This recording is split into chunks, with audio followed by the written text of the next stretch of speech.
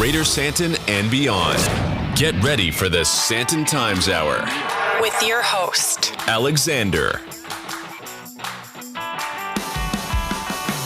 Ladies and gentlemen, everyone in between and beyond, this is the Sandton Times Hour on Mix 93.8, and it's all available on all good podcast platforms. I'm Alexander Leipner, and this is a two-part special edition of the Sandton Times Hour. Yeah, you heard that correctly.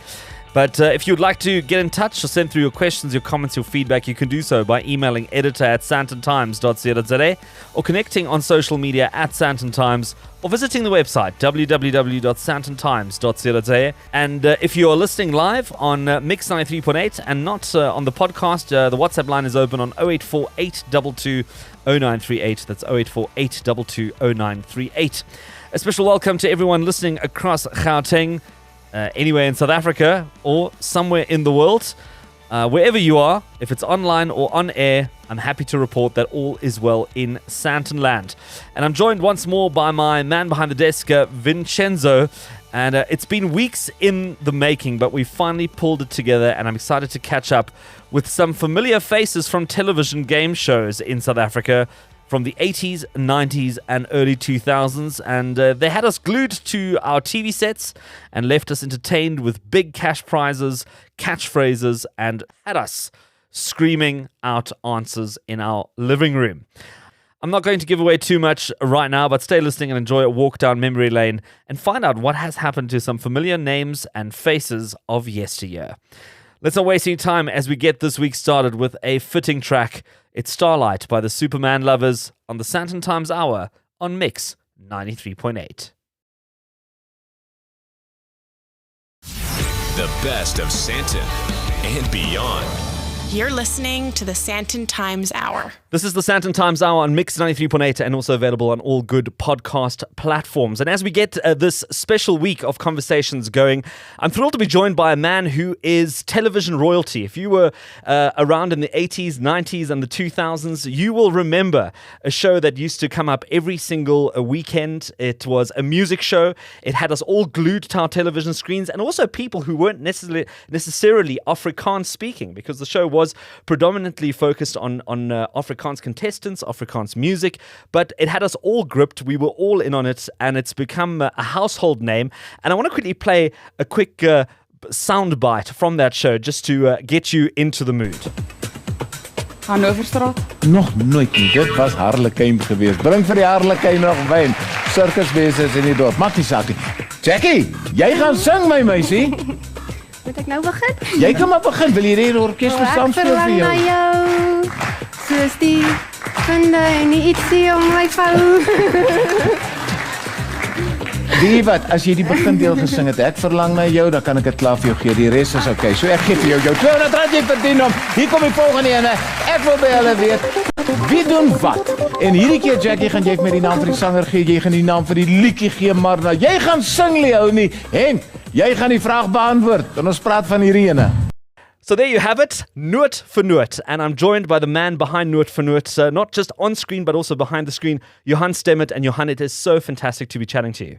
What a privilege. You've got a great radio station. It's nice to chat to you. Johan, let's kick things off. How did it come about that you started Noot Vir Noot? Where did it all, what was the genesis of Noot Vir Noot? It actually happened in, I think, about 1990. In 1989, Johan van Rensburg and Elsa Colling, we were colleagues. We worked together at the SABC. We decided to leave the SABC and start our own production company outside of the SABC. And about a year later, the SABC contacted us and said, listen, we want to start more game shows going. Game shows was the very in thing in those days. And would you guys like to come and pitch something? So we thought, well, we're in music. We're involved with music. We always have been. And let's see if we can make a game from music. So we took established children music games and we formatted a game show from that. You know, games where a teacher would play a tune to a lot of little pigs and say there's pictures of animals on the board. And she would say, okay, now which animal do you see can you associate with this song? And she would play, say, Three Blind Mice. Today she played Baby Shark. And then the kids would have to look at the pictures and say, oh, it's the mice or it'll be the shark. And from that, we designed the show. We took it to them and we pitched it. And the first reaction was, it's a no-go. Because they said it's too specialized. You can ask people general knowledge questions and have a general knowledge quiz show going. But general knowledge is the word. You can't have a specialized music game show. Not everybody specializes in music shows, in music. And our argument was that everybody drives in the car and they listen to music on the car. The first thing you ask yourself is, when you hear a song, is what's the name of that song, or who's singing that song? So we thought we can take that and make a show from it, make a game show from it, and that you actually play songs to people and you ask them, listen, who's the singer, or what's the name of the song? And from that, the whole thing just evolved. As you say, on paper, it seemed like a very straightforward show.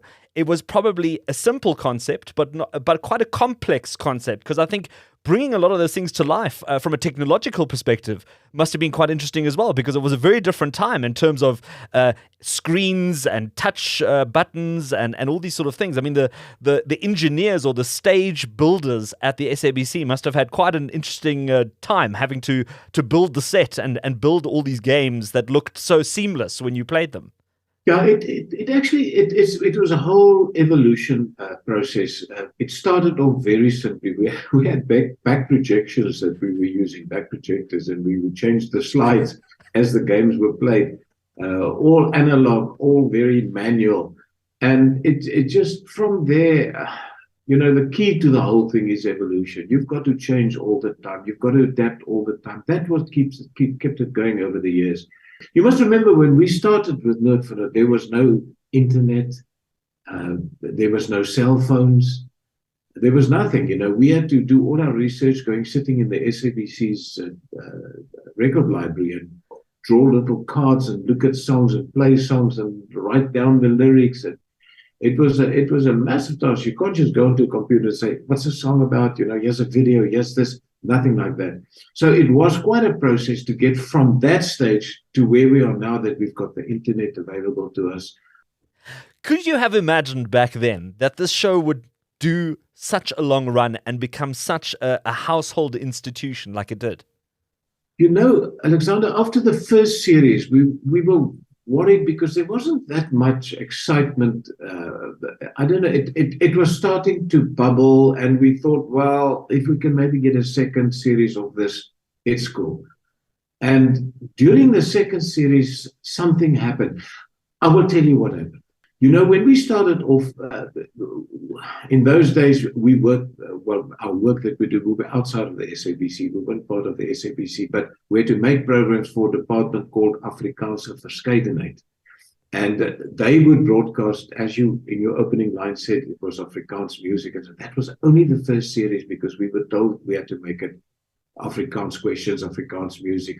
So we did that. We stuck to it. You pays the piper, calls the tune. So we did it. And when we got to the second series, we realized it hasn't got a long life, because how many times can you play this Afrikaans hit before people get tired of it? And there's just not enough new music being created to keep this going. And we got permission to use English songs as well. And that's where the English audiences suddenly came in as well. A lot of the people said, listen, we don't speak Afrikaans, we don't understand the language, but we can play along because we understand what the question is and we know the song. And I think at that stage, it was still just pushing the Afrikaans artists.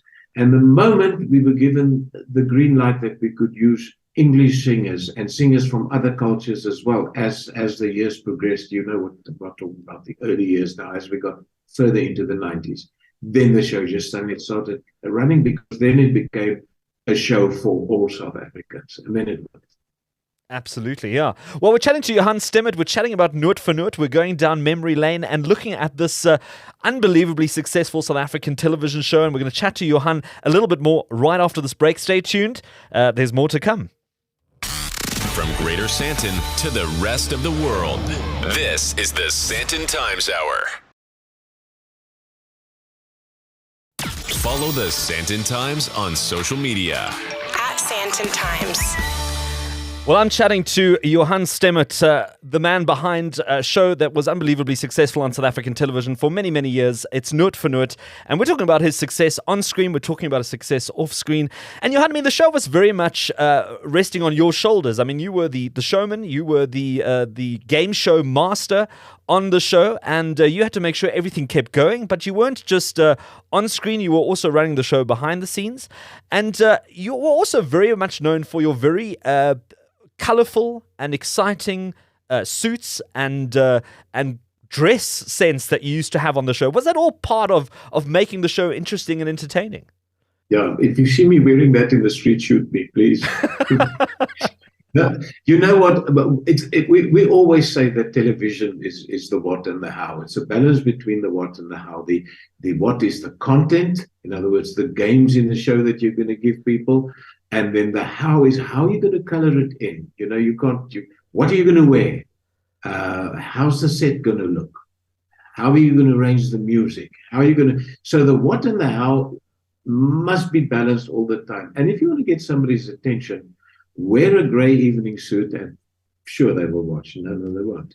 So we thought, what can we do to get people to say, what the hell is that man wearing? Let's wear something really, really shocking. And so we got a lot of artists together, painters, and we said to them, look, here's some cloth. All you need to do is paint whatever you want to on that cloth, and we will make a waistcoat from that, and I will wear it on the show, just to get people talking. And you know, Alexander, the interesting thing is we wore those waistcoats for, I think, a maximum of 3 seasons out of the 46 that we've done. And to this day, people still talk about the waistcoats. So I don't know if it's an era that stuck with people, but it really made such an impression that it got people talking. And that's what you want. You just want people to... Then they look to see what silly waistcoat you're going to wear. But soon after that, they start watching it to see the show, actually. And the waistcoat is just a by-the-by. Yeah, absolutely. I mean, it's amazing, like you say, how that's actually remained in so many people's memories. And if you talk about Noot Vir Noot, it's one of those things that people still mention to this day. So I think full marks for marketing and for publicity on that front. Johan, what are some of your most fondest memories of some of the episodes that you hosted? I mean, you're talking about so many seasons that you've done. There must be one or two that stand out where you think, wow, that's the one memory I take with me. Yeah, there's been so many, and it's difficult to single one up. But I think if I had to, I would say our 400th episode that we did, we had masses of artists taking part. We developed a 22-minute medley with, I don't know, there was about, I don't know how many artists we had, but the medley ran for 22 minutes nonstop, and that was really a fantastic 400th episode. But I think the other one would be my last show. I was standing on the set presenting the last show of that series, and I looked around me and I saw that the picture doesn't look right because, you know, the contestants are young and the band is young and everybody's young, but the presenter standing there is in his late 60s, and this didn't look good. And I thought to myself, you know what? While I'm enjoying this and while I'm having such fun, I want to make this my last show. I think it's fair to the show to do it. As I said, that state I've been presenting for 40 years continuously, and Noot Vir Noot was 29 that I've been presenting that. And so instead of doing my normal goodbye at the end, where I say, well, that was it, you know, we'll see you again around the corner, just keep watching, the next season's coming up and blah, blah, blah. I just made that a goodbye, and I just thanked the viewers for all the happy years I had and that I was privileged to share it with them. And then I simply just brought the curtain down on my presenting career, and that I will never ever forget. But the nice thing for me was I decided there and then I've got to call it a day. And once again, not for me, but for the show. It was important that the show would get younger blood. So, Johan, if I understand you correctly, this hadn't been pre-discussed, this hadn't been predetermined. You decided at that point, that's it. And you obviously then had to have this conversation with everybody else after the show. Yes, I didn't discuss it with anybody, just made the call, because obviously we had another 6 months or so to develop the next series again. So we used that then as an opportunity to also bring in the new presenter. And I think it was a good move to bring Imo Adams and a DJ in, because we suddenly, the demographics changed and we got younger audiences. And that's what I I intended. I wanted, or let me put it this way, the presenter must never be more important than the show, because that spells a sure disaster. So, Johan, I mean, you've just spoken about how the presenter should never be bigger than the show, but the reality is that you became a very recognizable face, and I think especially at a time where media was limited to a few TV channels, a few radio stations, a few newspapers, this must have completely changed your profile. I mean, it must have been almost impossible for you to walk in the streets. Yeah, it had a massive impact. As I said just now, I was presenting music shows on television since 1980.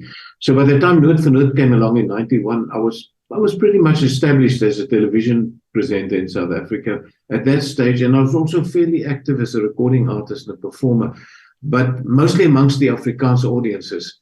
But Noot Vir Noot, when that came along, it certainly opened my profile up to new audiences and other language groups and other cultures. So yes, it had a massive, massive impact. Johan, is there anything that you didn't enjoy about this particular job? Absolutely nothing. I loved every moment of the joyride, and I still am. There's nothing you cannot love about being involved with a show. That's fantastic. And that's a great thing to be able to reflect on, I think, as well, having done it for such a long time. Johan, there's probably a lot of people asking themselves, what are you doing now? What are you doing after Noot Vir Noot? Yeah, for me, it's still business as usual. I just stopped the presenting side of it. So, yes, if you don't see me on the TV, it doesn't mean I'm not involved anymore. I'm still producing the show. I'm directing the show. I'm editing the show with the group of people working with me. So, yes, it's business as usual for me. And then as a hobby, what I do as well as I build guitars, I started building it during 2020, the COVID year. And I love doing that. But otherwise, I'm still in the office, normal hours, and still involved with Noot Vir Noot and the other music shows that we do.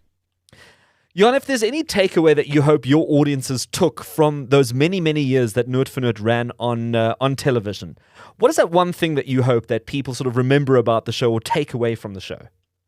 You know, Alexander, we had a motto. We still have a motto in our company. It says, happy people make happy programs.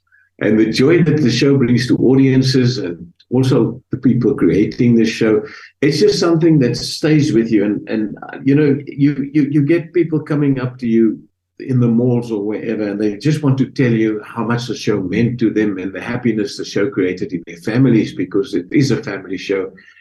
And I always enjoy it when people say, the nice thing of the show for them is that, they watch it with their grandparents and their parents. And the type of music we try to bring in, we try to accommodate everybody. We bring in the golden oldies for the grandparents. We'll have something for the kids, something for the parents, so that everybody can play and compete. And the fun they had that when the grandfather gets an answer and the kids say, how do you know that song? And it comes from his era. So it's all about the joy and the family time that the show created amongst people. To me, that is special, and if I can take that with me and say, we entertained people, families in their homes, and that is special. Oh, well, there you have it. Johan Stemmet, the man behind Noot Vir Noot, a South African television and media institution. We all know it, we all loved it, and it's been so great catching up with him here on the Sandton Times Hour, and I thank him for making the time to chat to us. It's the bottom of the hour, and appropriately, it's time for a musical break, and more of the Sandton Times Hour right after this. For more, the Sandton Times Hour continues. You're listening to the Sandton Times Hour on Mix 93.8 with Lionheart Fearless by Joel Corey and Tom Grennan. Taking you into the second half of a very special edition of the Sandton Times Hour. My name is Alexander Leipner, and you know how this works. If you listen regularly, if there was anything that sounded interesting or you didn't get the details of it on the show, well, we've got show notes on the Sandton Times. So you visit the show notes for this week on www.sandtontimes.co.za, and there's a detailed breakdown of everything we've discussed on the show and so much more. Also, if you are listening, you can also check out our social media accounts at Sandton Times, and feel free to get in touch, connect, send us a tweet, a voice note, a WhatsApp, a smoke signal, whatever works for you and you're comfortable with. And also you can use the hashtag Sandton Times Hour. Now, my next guest owned the screen on a Wednesday night, somewhere in the mid-90s, if my memory serves me correctly. He got hopeful contestants stepping up to a wheel, wishing for the arrow to land on a handsome sum of money. And as we say, the rest is history. But here's a quick clue. That's where your money goes, you see. Now, we've done an interesting survey amongst tonight's guests. 3 of them would pay off their bonds, 2 would buy a house, and the 6th would go to Australia. If they won the jackpot, that is. So let's meet them. 6 of the luckiest people in South Africa. And they are Nazia Khan from Lenasia South, Butch Govender from Chatsworth, and Lily Marsden from Parktown. Columbus Sikiza from Canera. Marty Boyson from Randfontein. And Peter Dazel from Paris. So let's go on to our first knockout round. And while our first contestants, ladies and gentlemen, are taking their places, let's take a look at the prizes on offer tonight. They're nice. Well, I think that gave it away. You guessed it right, hopefully. It's Win and Spin, and I'm joined by the game show master of that show, Mike Mills. And Mike, it's great to have you on the Sandton Times Hour. Thank you so much, Alexander. A pleasure to catch up with you guys, and great to be back on Mix FM after something like 10 years.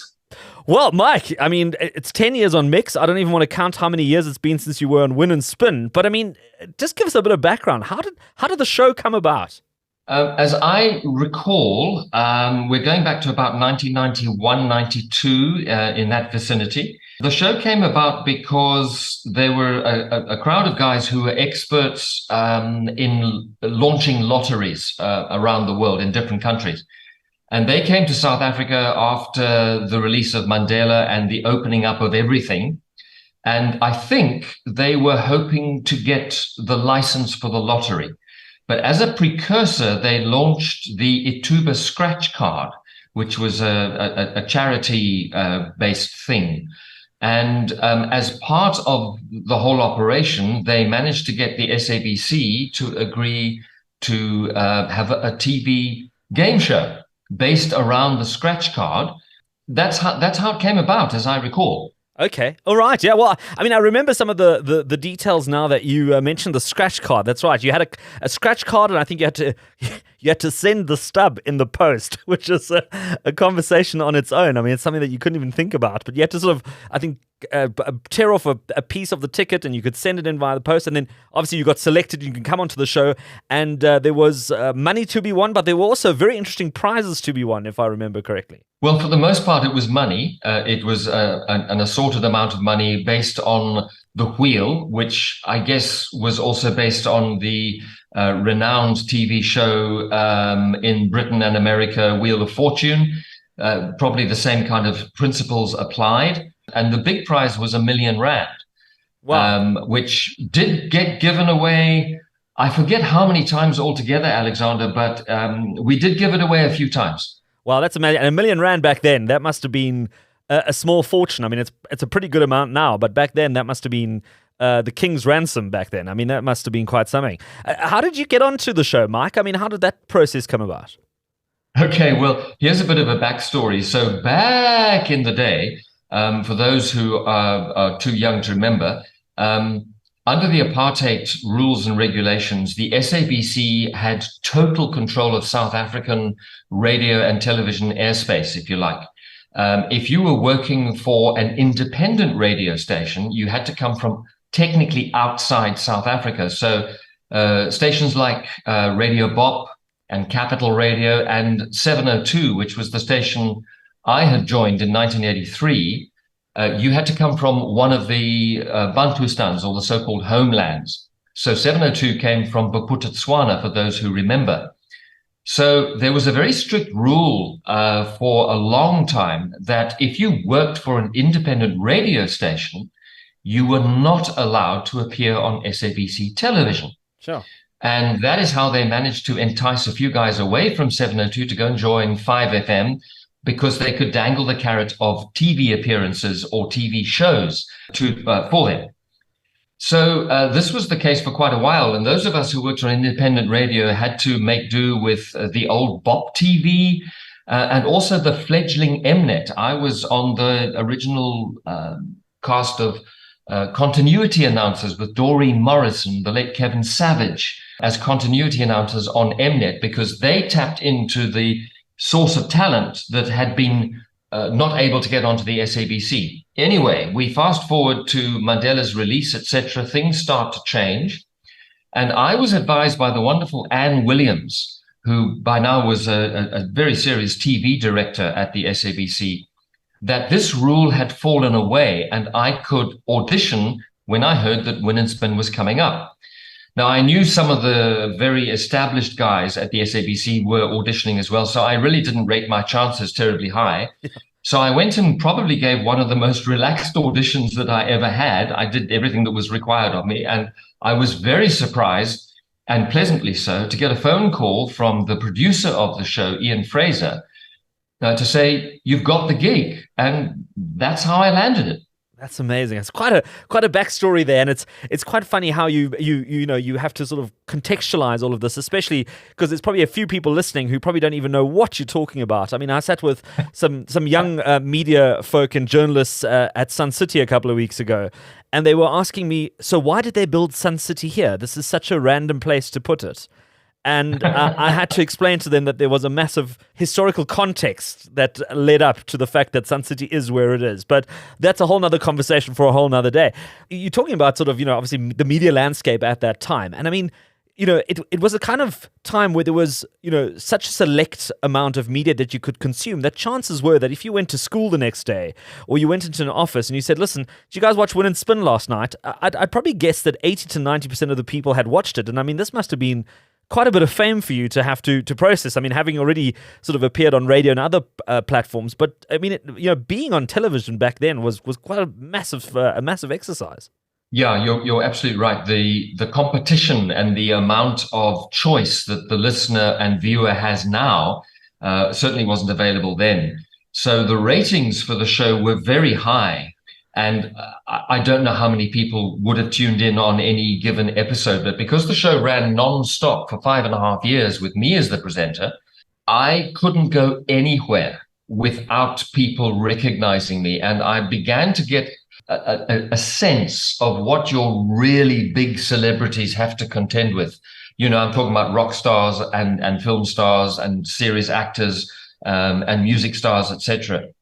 It's why they tend to close themselves off, because you can't go into a supermarket, you can't walk into a shopping center, you can't go down a street, you can't go to a hotel without somebody recognizing you. And I got a taste of that. And the worst part, in a way, although I was always endeavoring to be really nice to people because they were supporting us, was that a number of people felt they had to touch me. Now, this wasn't just a handshake. They wanted to touch my arm or my shoulders or my back for good luck. Oh my gosh. Which is crazy. Yeah, Mike, I mean, that must have been completely overwhelming. To try and become like a good luck token in the public eye must have been quite an experience. It was. But, you understood that most people were good-natured and fine about it all. And obviously I played along. But every now and again, when you're having an off day, you've been working very hard and things maybe aren't going right or whatever, and all you want to do is pop into the shops and get your basics and leave. That became quite difficult, and it took a few years after the show had ended for that to dissipate. But of course now, 30 odd years later, it's completely gone, and I have no hair left. I got millions of wrinkles, and nobody recognizes me at all. Well, listen, Mike, I mean, for the people who do still remember Win and Spin and are probably wondering where and what is Mike Mills doing right now, you still got your fingers in media and you are still very much busy and active, which is fantastic to hear. Yeah, but I'm way too old for television now, Alexander. That's a game for young people and of course, good-looking people. I was never good-looking. I had to get by on personality. Amazing, Mike. No, you obviously did a good job. I mean, I must say, it was one of my favorite shows to watch when I was at school at the time and used to watch it regularly on a Wednesday. Unbelievable. Well, there you go. Walk down memory lane there with Mike Mills, the then host of Win and Spin. You scratched your card, you sent in your ticket, and hopefully you rocked up one day in studio to spin that wheel and win some money. And if you were one of those people listening right now, I'd actually love to hear from you. It would be great if you could send us a message, and I'd love to hear what you have to say. Mike, it's been great having you on the Sandton Times Hour. We're going to take a quick musical break, and we'll be back with more right after this. You're listening to the Sandton Times Hour. This is the Sandton Times Hour on Mix 93.8 and also available on all good podcast platforms wherever you are in the world. There was Nathan Dorr featuring Ella Henderson with 21 Reasons. And as we get into the final stretch of this hour, I'm thrilled to be joined by one more master of the games on television. And if you were watching television in the late 90s, you might remember a television show that went a little bit like this. Hello everybody, welcome to an amazingly packed Gladiators Arena for Show 1, this international MTN Gladiator series. Oh, we are going to put on this for so many weeks. We have been promoting the show and now they finally here. We can hardly believe it. Which flag will you be flying for MTN Gladiators? So let's meet our contenders tonight from South Africa. It's Kirsty Meyer. Kirsty, whoa, how about this? Welcome to the program. This is going to be fun, representing your country. Remind everybody at home, Kirsty, where are you from and what do you do? Well, I'm from Johannesburg and I still haven't decided what I'm going to do, but I'm definitely going to do it and do it well. Oh, I'm sure you will. I'm sure you will. Are there any supporters for Kirsty here tonight? Who are they? Oh, they're all over there, family and friends and everything. Yeah, so I've got enough here. Okay, good luck. Let's hear it for Kirsty. Yes, you're right. You might remember MTN Gladiators, known as Gladiators around the world, and it's making a bit of a resurgence. But to chat about that show and so much more, I'm joined by the then host Glenn Hicks. You might remember he was right next to Ursula Stapelfeld, now Ursula Chikane. And Glenn joins me all the way from British Columbia in Canada. And Glenn, thank you so much for making time to be on the Sandton Times Hour. You bet. Good evening and good morning from beautiful, sunny British Columbia, Canada, Alexander. Great to be on your show. Well, Glenn, I mean, the words MTN Gladiators, what kind of memories does that resurrect in your mind? I think I was ever so slightly younger and arguably, although this is up for public debate, we could have a Royal Commission of Inquiry on it as well. I might have been slightly better looking as well, Alexander. And to be utterly frank with you, I'm the sort of guy who tends not to need the rear view mirror. If we didn't have to have rear view mirrors in motor vehicles, I wouldn't use them. Thank heavens for cameras these days on the cars. Yeah, I tend to look forward. And it was only when I received your email from beautiful South Africa that I thought, oh, good heavens, I better start thinking about those golden days of MTN Gladiators, because I think they were like 24 or 25 years ago. Yeah, it's unbelievable, and like I've been saying to so many of the people we've been interviewing about some of the memorable game shows in South African history. It was at a time where media was so one-sided. I mean, you had a few TV channels to choose from, a few newspapers to choose from, a bit of radio. So whenever you made it onto television, I mean, it was bound to become a massive show and have mass appeal. Yeah, for sure. I mean, I think there was nothing quite like it, Alexander, the Gladiators show. I think it certainly harnessed that South Africa's coming out, in terms of this, of it being an international, fun, hip, happening country. I mean, obviously we'd had the glorious years of the transfer to real, genuine democracy. And I just think in some way, Gladiators it just took the place by storm. Families, kids, uncles, grannies. We used to put 4,000 or 5,000 people in that arena. It was called the Standard Bank Arena. I don't know what it's called these days, but we would fill that indoor arena. We had up to 10 or 12 cameras in that place. So the place was humming as a live spectacle. And then, of course, our responsibility as TV producers was to whittle that down to 43 minutes of just dynamic, fantastic, sporting, recreational game show TV. And yeah, I mean, I certainly wasn't surprised that it took off. I think we launched in 1999, didn't we? Something like that, Alexander. Yeah, that's right. Yeah. And I just think the time was right. I mean, it was just colorful in every political, gaming, TV, entertainment sense of the word. It was just technicolor fun, and the audiences, I understand, just loved it. Every week when it went on air.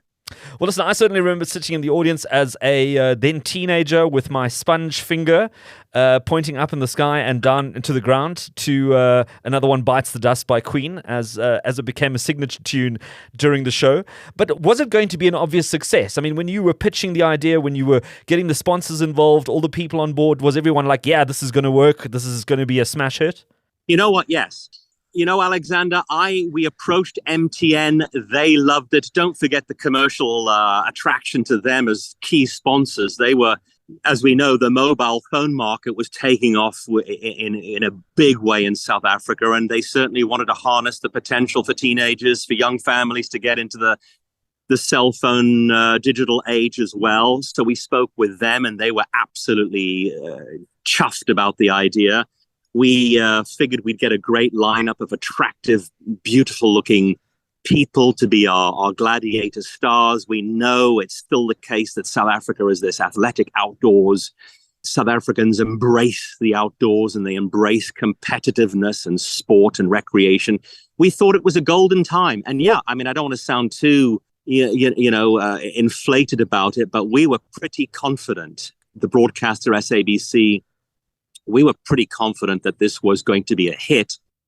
Of course, a lot of people had to do a lot of work behind the scenes in terms of planning, in terms of TV shots, in terms of building the equipment, in terms of naming the gladiators. I mean, we were all sitting in rooms and behind the scenes working out who we're going to call what and who's going to be good at this game and who's not going to be so good at that game, and how do we ensure safety and how do we ensure the dynamism of the product and the lighting and the camera angles and the music and the pace of the show. You know, as I intimated just now, there was a big difference between the live spectacle that, as you enjoyed as a kid, you know, with your foam finger in the audience, versus what the viewers ended up seeing as the post-production product. But yeah, we were all pretty convinced that this was going to be a sensation, and I think it was. Well, what are some of your most memorable moments from that show? I mean, you guys had a good run, 99 till about 2001. There must have been many, many moments, especially in such an action-packed show, that you probably still think about. Yeah, I think so. When you jogged my, when you asked me these questions, I know it's 24 years on, but for me, obviously the close finishes of the show, you would have one competitor against another, and perhaps they would amass a slight lead before they went into that.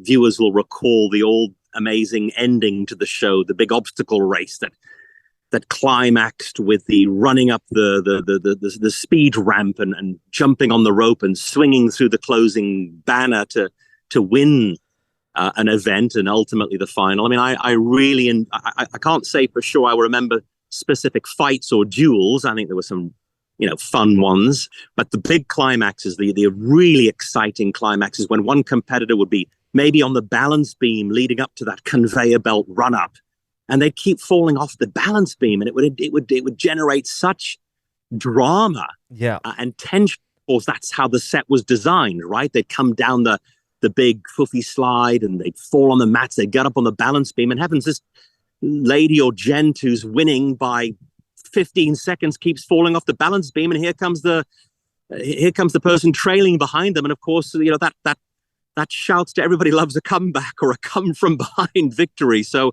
I loved that. I remember once Granite, certainly one of the stars, the big star, one of the big He-Man gladiators, Granite. I remember he hit somebody so hard on the dueling, the game where it was like they had like giant earbuds, like giant. Yes. Yeah. Well, I can't even remember the name of the game, Alexander, but they would stand up there and they duel on platforms. Granite hit somebody so hard that the whole equipment in his hand like bent. Goodness. And didn't hurt the competitor, thank heavens. I think he just caught him square in the shoulders, but the whole baton thing he was holding was bent. And afterwards, we had a good laugh about that off camera. I don't think you got to see that on camera necessarily, but yeah, there were, everybody was great. The competitors were just so into it. It was a lovely time. It was, as I said, I think the show encapsulated the lovely free spirit, outdoorsy, glorious, free, happy sentiment of the nation at the time. So I loved every minute of it.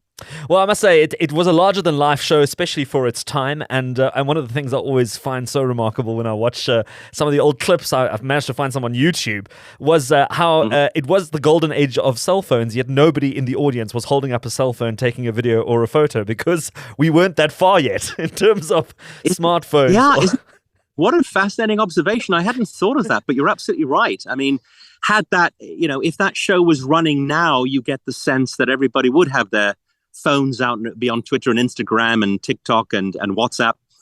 But in a sense, Alexander, and I don't want to get too socio-analytical, but wasn't that a lovelier time? Isn't it great that everybody enjoyed and absorbed the experience entirely through their eyes and their brain and their ears? And there was no distraction of holding up a cell phone. Certainly. No, listen, I mean, and I think that's also been a lot that's triggered my memories of a lot of these shows that we talk about from the 90s and early 2000s, where life was somehow a little bit simpler and a little bit less complicated because we didn't have the sort of instant media that we had to sort of splurge out on the internet or put on our phones. And it was like just a very simpler time, and probably also a time where we were a little bit more present as to what was happening on TV or happening in, as a live studio audience.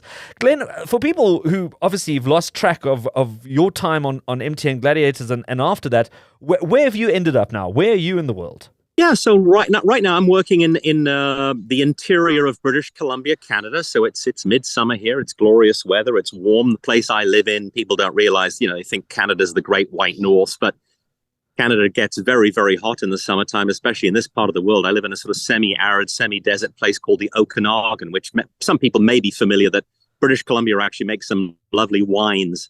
And it's a dry, wine-growing, lake, mountainous region that gets very, very warm. I'm sitting here, it's the morning, and it's already 25 degrees Celsius, and it'll get to over 30 today. So yeah, I work for a Western Canadian media outlet called Patterson Media, a media group. And much like yourself, Alexander, I've embraced the whole digital age, and I'm responsible for a sort of quasi-experimental digital all-video lifestyle app called Kelowna 10, and that's what I do. But since that's now. I'm not too far away from retirement, I hope. But well, there you have it. Glenn Hicks, all the way from British Columbia in Canada. He was the executive producer, I think, at the time of those MTN Gladiator shows, and also starring alongside then Ursula Stapelfeld, now Ursula Chikane. And what a great memory that was. And I thank him for making the time to be on the Sandton Times Hour. You bet. Delighted. And that's it for another edition of the Sandton Times Hour. This week, a very special edition. And we're going to do it again next week when we have another group of well-known game show hosts join me to take a trip down memory lane right here on Mix 93.8 and also available on all good podcast platforms. If you want to get in touch and share some of your memories, you can email editor@sandtontimes.co.za. You can connect on social media @Sandton Times, and of course visit the website www.sandtontimes.co.za, and feel free to send through your questions, your comments, your thoughts, your feedback. All of those are welcome. Thank you to my guests who made time to be on the show this week. And of course, Vincenzo, as always, thank you for being behind the mixing desk. And thank you to the Sandton Times team, as well as everyone at Mix 93.8. And of course, thank you to you for listening. And let's connect again next week.